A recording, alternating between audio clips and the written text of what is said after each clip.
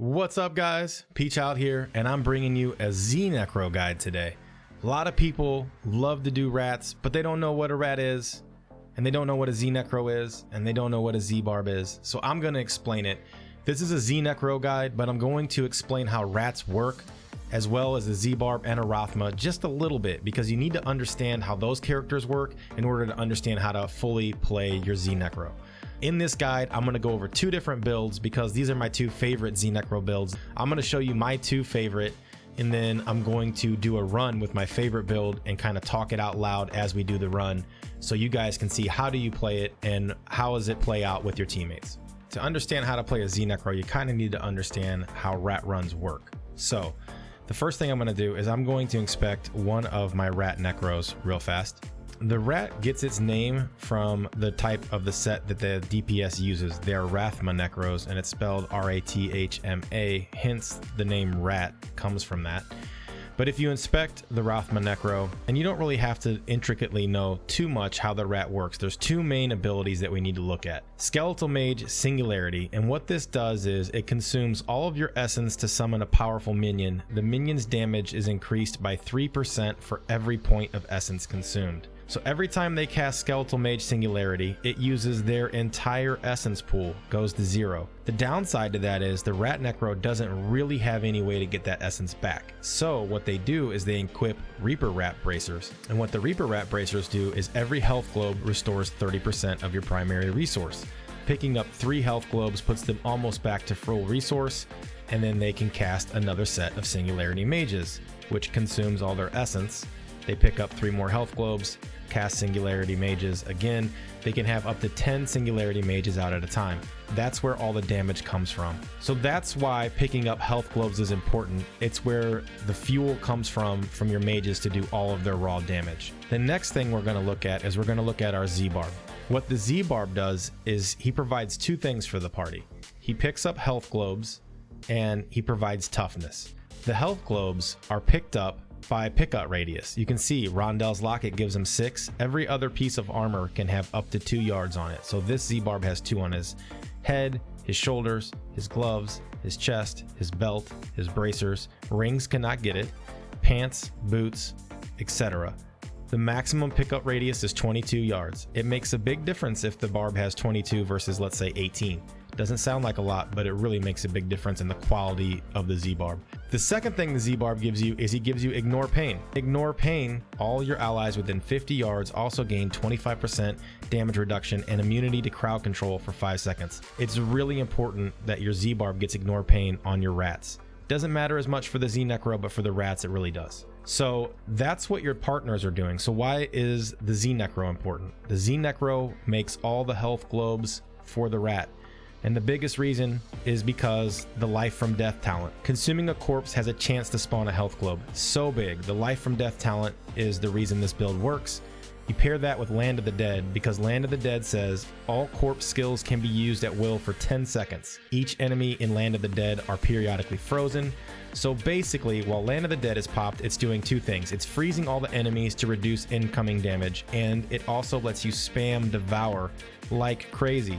When you spam Devour, it procs your life from death, which creates health globes, which your Z-barb picks up, which fuels the Rathma necros to kill all the things. So that's why this party synergizes so well. First thing we're going to do is I'm going to go over my favorite set, and I have named these 2 sets Zesty Z-Nec and Stinky Z-Nec. Zesty's my favorite, Stinky's my second favorite, but we're going to look at them real quick. On my Zesty Z-Nec, what I'm doing is Born's Furious Wrath, which is the main hand sword, and then you're using the chest piece. And the 3-piece bonus for this gives you 10% cooldown. That's what we're really after. For my second set, I'm using the Captain Crimson's Waiters. And what it does is the 2-piece set gives you 10% cooldown. Between these 2 sets, that's 20% cooldown. You're also wearing 2 pieces of Pestilence, so you're going to get the 2-piece Pestilence set as well, which each corpse you consume fires a corpse lance at a nearby enemy. You're going to wear Leora Yorick's Crown. Any gem socketed into this item is increased by up to 100%, but when you put a diamond in the helm, it reduces the cooldown of your skills by 12.5% times another 89% for me. Halcyon's Ascent. Whenever you activate Land of the Dead, you mesmerize enemies, causing them to jump uncontrollably for 8 seconds. That's a damage reduction, but more so what it does is that procs your Strong Arm Bracers. Strong Arm Bracers increase the damage that enemies take by 30%, so those two items synergize. You have a Vigilante Belt because it has cooldown, and cooldown is king for this any zNecro set. Cooldown is important. You need to have max cooldown in every single slot. Max cooldown. That doesn't mean like 5%. It means the 8% on the belt or the 10% on the weapon. You need max in every single slot. That is more important than any other stat the item rolls with. For your 2 rings, you're running Obsidian Ring of the Zodiac and you're running Oculus Ring. Oculus Ring creates the circles on the ground that increase damage that your rats are going to do. They're going to find those circles and stand in them, increasing the damage by 85% if you have a max roll ring. The Obsidian Ring of the Zodiac reduces the remaining cooldown of one of your skills by 1 second when you hit with the resource spending attack. This is what's going to allow us to completely have 100% uptime on Land of the Dead. Command Skeletons in this build, my favorite build, procs Obsidian Ring of the Zodiac, which reduces the cooldown on Land of the Dead. Really important, makes it so easy to keep Land of the Dead uptime. And then the last piece that we have on is a Storm Shield. Storm Shield has 8% cooldown. It gives you some block chance, gives you some toughness. This Storm Shield is not really that good, honestly. It's got a socket in it, which I'm not really fond of. But I did get the max cooldown on it, which that's the important piece. In the Kanai's Cube, we want Ingeome. Your skill cooldowns are reduced by 10 seconds for 15 seconds after killing an elite pack. You're going to smash elite packs. This 10% cooldown is going to be up all the time. Crazy Toughness from the Aquila Curious chess piece. While above 90% primary resource, all damage taken is reduced by 50%. This gives us Crazy Toughness. And the last piece we need is the Royal Ring of Grandeur. Reduces the number of items needed for set bonuses by 1. zNecros do not require optimized, ancient, augmented gear.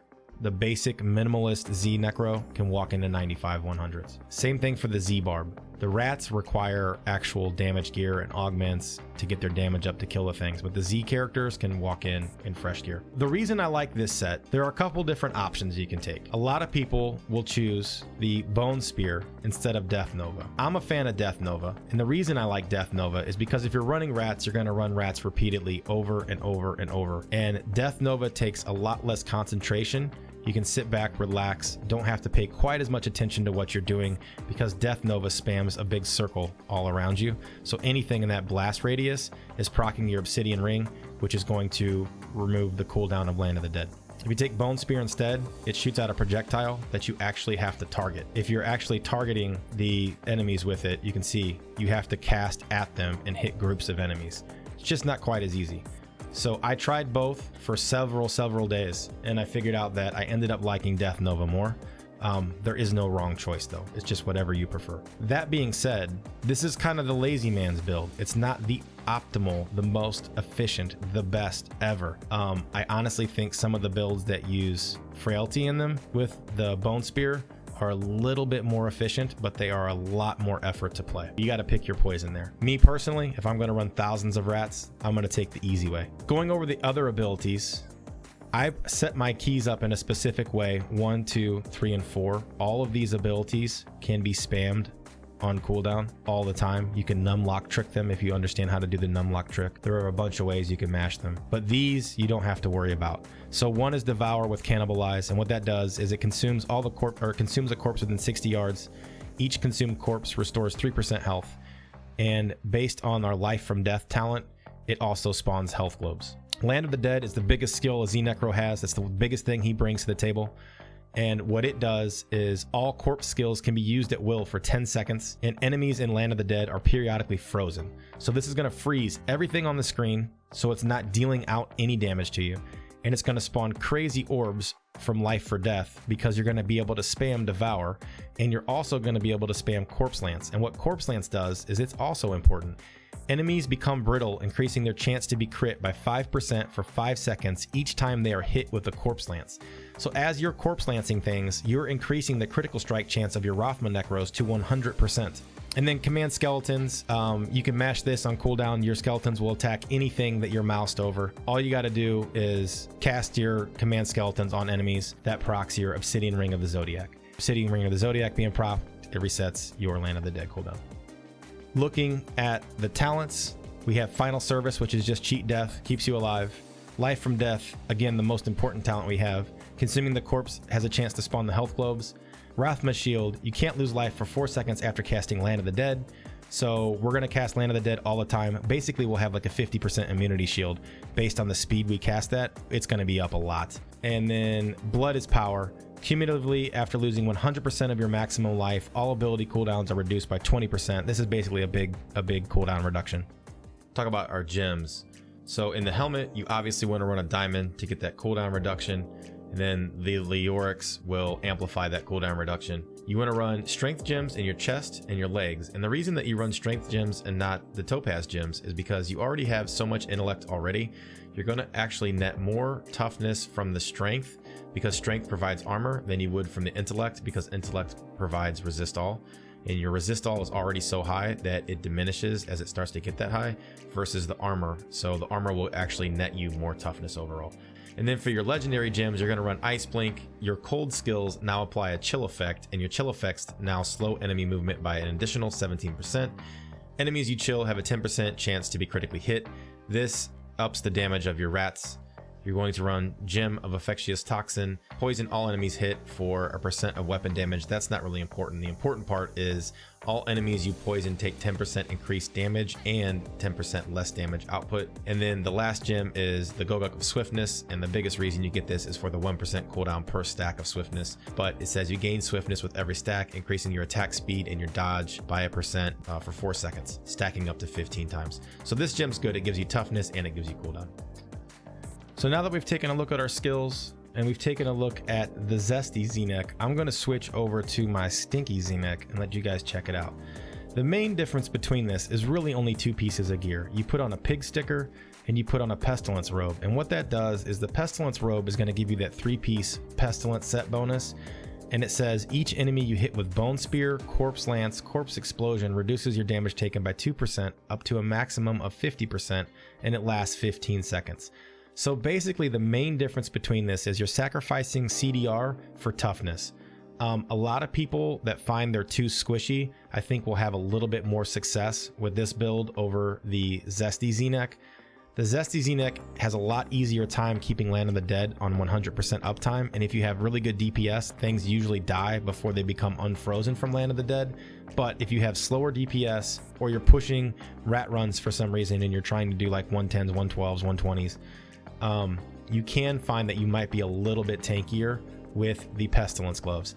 This also uses the Bone Spear Crystallization Rune. You can again switch this out for the Death Nova. I probably would use Death Nova and Blight personally, but I wanted to show it with Crystallization Bone Spear because a lot of people like to run it that way. Other than that, the skills are the same. The only thing that you could potentially change, like I said, is the Bone Spear.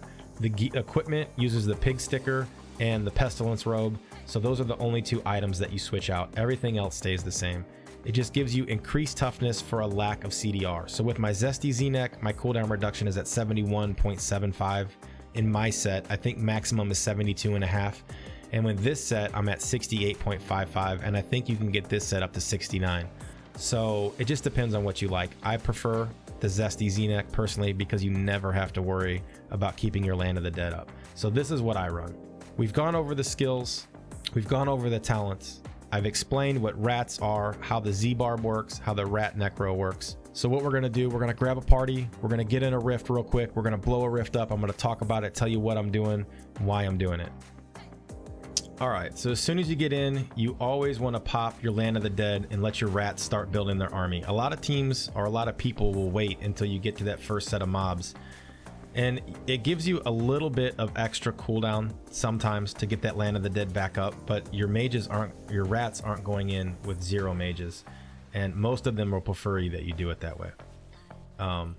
So what you do is you're coming in the rift, you're blowing up all the things. As soon as you see that the elites are dead in your chat notification window on the bottom right, which is kind of hidden behind me, you can move on to the next set. or as soon as you see the orb explosion. Some people like to walk the rift down. Some people like to elite hunt. It depends on the team, and it depends on the rift level, and it depends on the density and the trash on which one I prefer. I like to do a little bit of both, I think. But like I said earlier, I prefer this set over all the others. I've tried 4 different sets, and I'll explain the top 2 of what I like and why I like those 2 after this rift run is done. But when you're playing the Crimsons and the Born set, you have really high CDR, so your Land of the Dead should be almost at 100% uptime. And then what you can do is you can just get in the middle of all these mobs and spam your Death Nova, and you don't really have to target too much. Some of the other builds with the Bone Spear, you have to actually kind of target the mobs you want to attack, and it's a little bit more effort. Some of the sets I think are more efficient than this one.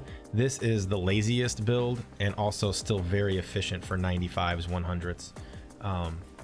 You know, the higher the DPS of your rats, the higher and of greater rifts that you can do, the more speed you can have. So as long as you're around a 4-minute run, you're being very efficient. Some people will say 2-minute runs or 3-minute runs. They're all very good. So you can break down the math for you and see what's more efficient versus gem ups and things like that. But as soon as you get in to play the zNecro, you can spam almost all of your abilities on cooldown. 1, 2, 3, 4 I set up in a manner that I can literally just numlock them, and I don't have to worry about casting them ever. A lot of people will tell you that, hey, you don't need to spam Corpse Lance, and I can't find a valid argument to not spam Corpse Lance. Corpse Lance increases the critical strike chance of all the enemies that it hits. With your Land of the Dead up, you're going to cast Devour for free. You're going to cast Corpse Lance for free. It doesn't consume any of the corpses because Land of the Dead is up, so it doesn't matter. So if you happen to get extra Corpse Lances, it's not a bad thing. I don't see how it could be a bad thing. If you cast the Corpse Lances from casting Devour already from free from your Pestilence 2-piece. So again, it's just fine to cast all 4 of the abilities: Devour, Land of the Dead, and Corpse Lance. You can cast them all the time. Not a big deal. So you can numlock 1 through 4. You can put left click to teleport and right click to cast Death Nova. So you can literally move around the rifts by just left clicking. All I'm doing right now is I'm just left clicking through the rift, finding an elite, setting up in a good spot where my rats can do their damage. You don't want to set up right in the center of all the trash. You want to stay towards the edges. Your rats do not have the same toughness that you do. So if they get hit, they're going to die. So if you stand at the edge, it gives them the ability to put mages between themselves and the trash. Positioning is very important as the zNecro. You're also the leader of the group. So the zNecro leads and the rats should follow, because if the rats don't follow, then they don't have any orbs. And if they don't have any orbs, nothing dies, and then they end up dying. The Z-Barb should always follow the rats, so it's like a train. The zNecro is the leader, the rats follow, and then the Z-Barb follows the rats. He's the caboose. So if you're playing the Z-Barb, always follow the rats. If you're playing the zNecro, you're the leader. Things should follow you around, and then collect your loot. So that was about a 4-minute 100 with this team. Good team. No communications. These are just some clan mates of mine. I said, hey, I need some guys to do a 100. Help me make this guide. They volunteered. All right, guys, we went over how to play a zNecro. We went over the skills. We went over what a rat is, what the teammates do, how it synergizes. We did the run.